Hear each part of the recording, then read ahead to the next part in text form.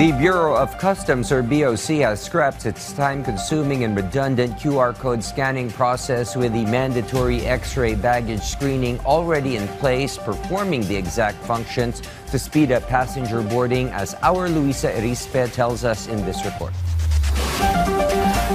In traveling to the Philippines, more often than not, passengers experience long queues as soon as the plane lands at the airport.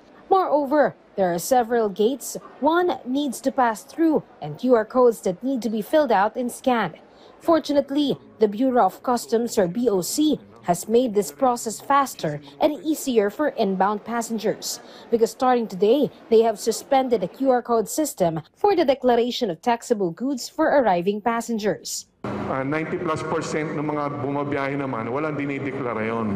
So hindi na natin kailangan pahirapan. Sa halos lahat ng bansa, tayo lang yung merong ganun. So makikita nyo, naghumahaba yung pila doon, nakakahiya doon sa ating mga bisita at nakakahiya din sa ating mga kababayan na dumarating.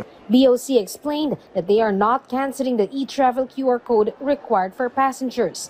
They only require that QR codes be scanned only once for those who do not have taxable goods that need to be declared. This will save up to 15 to 20 minutes processing time for each passenger. Merong idideklara na meron silang hawak na dapat masingil ng pamahalaan natin. Diba meron diyang something to declare, nothing to declare.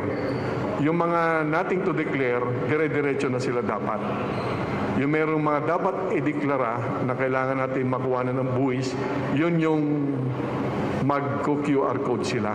The BOC assured this is not to loosen the security imposed on border controls, and this will not allow more passengers to smuggle goods. Rather, this is for convenience of travelers, but still with tight measures of security in place. With the help of X-ray machines, the BOC can still determine whether there are undeclared, misdeclared, or illegal items being smuggled.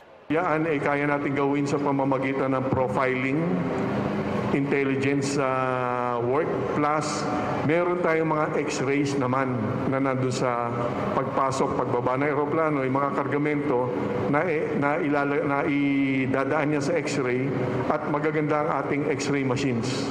Luisa Erispe from the National TV for a new and better Philippines.